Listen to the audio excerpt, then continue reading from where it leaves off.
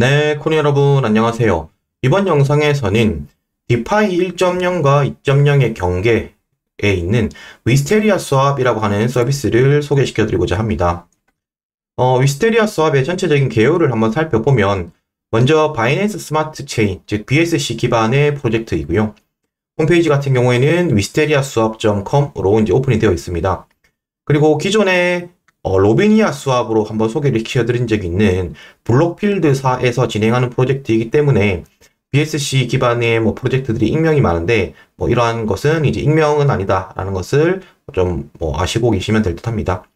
그리고 이제 변형된 형태의 디파이 2.0 모델이라고 하는데 이 부분은 뒤에서 좀 자세히 설명을 드릴 것 같고요.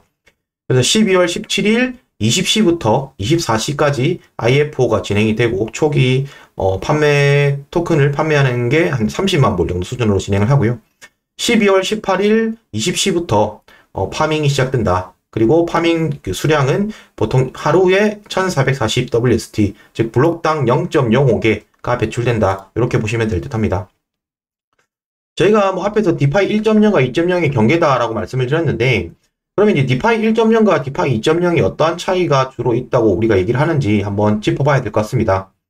우리가 디파이 2.0이라고 일컫는 것 자체가 기존의 이 디파이에서 한 단계 좀 진화했다, 개념이 약간 달라졌다라는 선에서 뭐 이렇게 디파이 2.0이라고 이제 칭하고 있는데, 물론 이게 뭐 명확하게 정의가 있는 것은 아닙니다. 하지만 대부분이 아는 모델이 디파이 2.0 모델이 올리푸스 다오의 모델을 이제 디파이 2.0이라고 하는데, 그거에 그 관해서 이제 기준으로 잡고 한번 이야기를 드려보면, 우리가 디파이를 구성할 때 우리가 디파이 프로토콜에서 보상 토큰이나 보상 코인이라는 것이 존재를 했고, 그리고 그 유동성 공급자들과 그리고 그 사이트 디파이 프로토콜의 사이트의 특징에 따라서 보상 코인들을 유동성 공급자에게도 주고, 뭐 일드 파밍류면 일드 파밍의 또 다른 특성에 맞게, 또 덱스면 덱스에 맞게 이렇게 이제 생태계를 해 왔었는데요. 이제 디파이 1.0 같은 경우에는 이제 그 시간이 지남에 따라서 보상 코인이 계속 풀리다 보니까 이게 소강 모델을 만든다고 해도 시장 참여자가 많아지고, 그리고 기존에 있던 그 코인들의 가치가 하락하는 이러한 좀 그 상황이 벌어졌습니다. 자, 그렇게 이제 또 코인에 대한 보상이 떨어지면 서비스를 이탈하는, 유동성이 이탈되는 이러한 문제들이 있었는데요. 이러한 문제를 좀 해결하기 위해서 나왔던 모델이 바로 디파이 2.0 올림푸스 다오에서 만들었던 모델입니다. 그래서 스테이커들의 고유를 보장하고, 그리고 대신에 우리가 민트라는 옵션을 통해서 그 유동성을 판매를 하는 거죠. 즉 유동성 LP를 본드 형태로 판매를 해서 유동성을 프로토콜이 제공하는 형태로 가지게 되는 게 이제 디파이 2.0이다. 이런 차이가 있다고 보시면 될 것 같고요. 기존에 제가 설명해둔 영상에서 좀 더 자세히 살펴보시면 좋을 듯 합니다. 디파이 1.0의 그런 주요 특징들로 봤던 거는 결국에는 첫 번째로는 이제 블록당 발행되는 토큰이 어떻게 소각 모델을 가지고 있고 소각량이 얼마나 되는지, 또 이거의 어떻게 사용처를 어떻게 만들 건지, 이러한 것들이 이제 주요한 쟁점이었습니다. 또한 이러한 그 LP들의 이탈을 어떤 방식으로 막고 있냐를 봤을 때는 우리가 트랜스퍼 텍스라든지 아니면 퍼포먼스 피, 위드로우 피라고 하는 이러한 다양한 방식으로 이제 세금이나 이런 비용을 떼서 이것들을 뭐 소각에 사용한다든지 이러한 방식으로 이제 계속 가격 유지를 좀 하는 방식으로 진행을 하고 있었고, 또 일부 프로젝트들의 경우에는 뭐 일정 블록이 지내고 나면 발행량을 조절한다든지 이런 것들을 했기 때문에 결국에는 블럭당 이제 기본적으로 발행되는 양이 있었고, 그 지속적으로 발행되는 토큰의 사용처와 소각 방법을 찾는 게 디파이 1.0들의 뭐 다양한 프로젝트들이 추구하는 이런 특징들이었습니다. 자, 그러면 이제 제가 뭐 위스테리아 수학 같은 경우에는 뭐 디파이 1.0이 아니라 조금 2.0에 가깝다고 말씀을 드렸던 것은 지금 설명드리는 모델들이 적용되어 있기 때문인데요. 가장 특징적으로 보실 수 있는 거는 가장 상단에 있는 트레저리 펀드 수익으로 이제 그 수익 소각을 한다, 요게입니다. 자, 그럼 트레저리 펀드 수익이란 말은 무슨 말이냐 하면, 기존에 우리가 올림푸스 다우 모델에서 특징이라고 했던 이런 본드를 판매한다. 즉 본드를 판매할 때 우리가 WST 코인을 할인해서 줄게, 대신에 그 당신이 가지고 있는 그 코인을 주세요, 즉 LP를 주세요, 이러한 그 모델을 통해 가지고 트레저리 펀드, 즉 이제 재단, 다오가 재단에서 이제 펀드를, 돈을 이제 갖고 있게 되는 겁니다.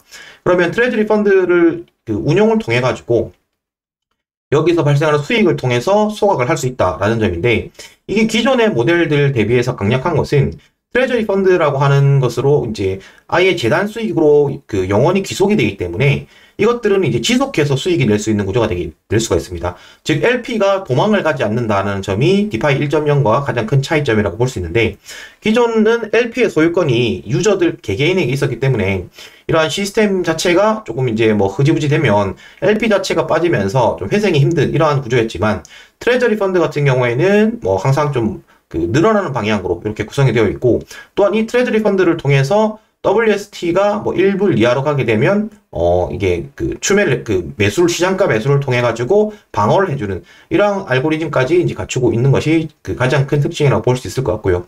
그리고 이제 두 번째 나와 있는 크로스 체인 브릿지 같은 경우에는 블록필드사에서 만들었던 이런 체인 브릿지에서의 나오는 수수료 이런 것들도 일부를 소각하는데 WST를 소각하는데 사용한다라는 것이 있고, IF 같은 경우는 이제 소개하는 거죠. 본 프로젝트가 잘 되었을 때 본 프로젝트 내에서 홍보 효과 등을 노리기 위해서 다른 그 프로젝트들이 소개를 할 때 그 소각 할 때의 모델들을 WST 소각 모델에 넣었던 게 이제 IF보다라고 이제 보시면 될 것 같고요. 그리고 뭐 네 번째, 다섯 번째, 여섯 배 나와 있는 트랜스퍼 텍스라든지 퍼포먼스 피, 위드로우 피 같은 경우에는 뭐 상당히 많은 디파이 1.0 모델에서 적용이 되고 있던 그런 모델들도 이제 동일하게 적용이 되어 있다. 이렇게 이제 보시면 될 것 같습니다. 자, 그래서 이제 그러면 이게 뭐 디파이 1.0에 그 추가된 개념이냐, 디파이 2.0에 가까운 모델이냐가 차이가, 가장 큰 차이는 그거 같아요. 이제 그 파밍하는 풀 자체가 WSP 이제 그 스테이킹 풀만 존재하게 됩니다. 그렇기 때문에 기본적으로 이거는 2.0에 좀 가깝다. 이렇게 이제 그 판단해서 제가 2.0 모델이라고 좀 설명을 드리고 있는 것 같습니다. 이제 위스테리아 수압이 작동할 시에 주요 포인트들은 이제 세 가지를 꼽을 수 있을 것 같습니다. 즉, 이제 이 프로젝트가 잘 될지 안 될지의 이제 그 승부수는 요 세 가지에 이제 달려있다고 보는데, 첫 번째는 기존의 이제 2.0 모델의 일반적인 것과 좀 차이가 있습니다. 무슨 말이냐고 하면, 블록당 발행되는 그 발행량이 있는데, 이게 하루에 1440개가 발행이 됩니다. 내가 제가 앞전에서 보셨던 거와 같이, 블록당 0.05개니까 1440개라는 숫자가 나와 있던 거고요. 대신에 이제 여기에다가 그 콜옵션이라고 하는 부분이 들어가 있는데, 이 부분이 이제 그 본드에 대한 판매량입니다. 즉, 우리가 LP와 이런 것들을 가지고 와서 할인해서 판매하는, WST를 할인해서 판매를 하기 때문에 결국 이제 인플레이션 되는 부분은 두 가지다. 그 1440개와 콜옵션 판매량 두 가지가 있는데, 앞에 있는 그 전자의 경우에는 그 기존 디파이 1.0의 인플레이션 모델과 동일하기 때문에 이 전자의 모델에 통한 발행량과 후자에서 나오는 이 콜옵션 판매량을 통한 트레저리 펀드가 얼마나 조성이 되는지, 그리고 그거에 따라서 이제 WST가 얼마나 발행이 되는지, 이 숫자가 후자가 높아야 상대적으로 좀 유리한 구조가 할 수 있을 것 같다. 이렇게 이제 볼 수 있을 것 같고요.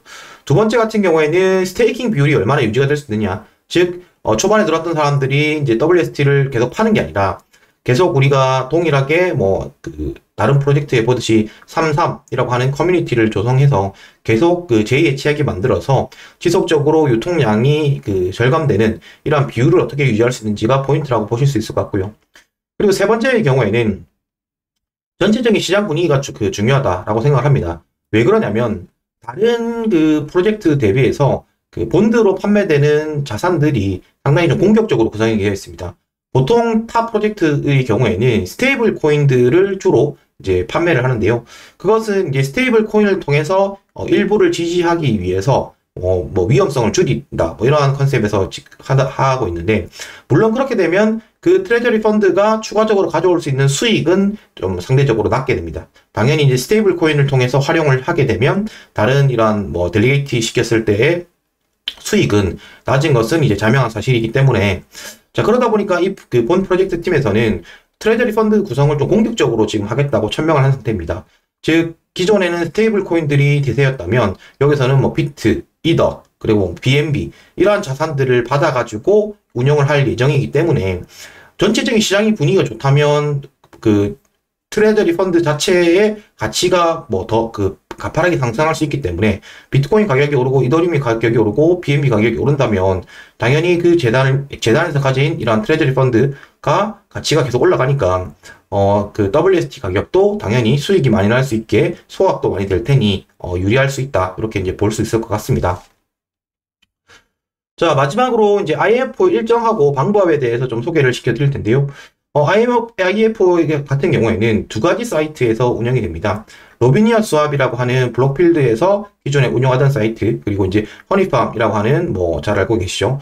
요 허니팜에서도 이제 운영이 하게 되는데, 약간 시간이 다르게 됩니다. 시간이 다르고, 이제 그 진행하는 자산이 다른데, 12월 17일 20시에서 24시에서 로비니아 스왑에서 진행이 되고, 허니팜에서는 22시부터 24시에서 상기 주소로 이제 그 사이트에서 진행이 된다. 요것을 알아두시면 좋을 것 같고요. 이때 이제 참여를 하시는 방법은 1WST당 40불에 이제 살 수 있게 되는데, 요게 이제 뭐 그 마켓 그 캡이 존재하게 됩니다. 캡이 존재하기 때문에 뭐 RBS와 BNB를 준비하셔서 요 캡을 들어가시면 5만 불치가 토탈 이제 책정이 되어 있고, 그리고 BUSD로는 20만 불이 책정되어 있는 것을 확인하실 수 있고요. 그리고 허니팜 같은 경우에는 BNB 통해서만 4만 불, 그리고 비코인과 허니 그 토큰을 통해 가지고 7,500불과 2,500불이 캡이 존재한다. 이렇게 이제 보시면 될 것 같습니다. 그래서 이제 여러분들이 참여를 하실 때 내가 뭐 많은 수를 받고 싶다고 하면 좀 경쟁률이 떨어져 있는 쪽에 참여를 하시는 것도 뭐 하나의 포인트가 될 수 있을 것 같고요. 즉 이제 BUSD로만 참여를 하는데 BUSD에 몰린 돈이 40만 불이다. 그러면 이제 경쟁률이 1대2이기 때문에 내가 넣은 돈의 절반밖에 못 받게 되는 건데, 만약에 허니팜에서 진행하는 BNB의 경우에는 4만 불이 배정되어 있는데 4만 불이 다 안 찼다. 그러면 내가 넣은 돈만큼 전부 다 이제 WST를 구매할 수 있는 이러한 그 거래가 그 기회가 되니까 이 점은 여러분들이 명심하셔서 한번 참여해 보시면 좋을 것 같습니다. 네, 이번 영상은 여기까지고요. 영상이 도움이 되셨으면 구독, 좋아요, 알람 설정 부탁드리겠습니다. 감사합니다, 코리안 여러분.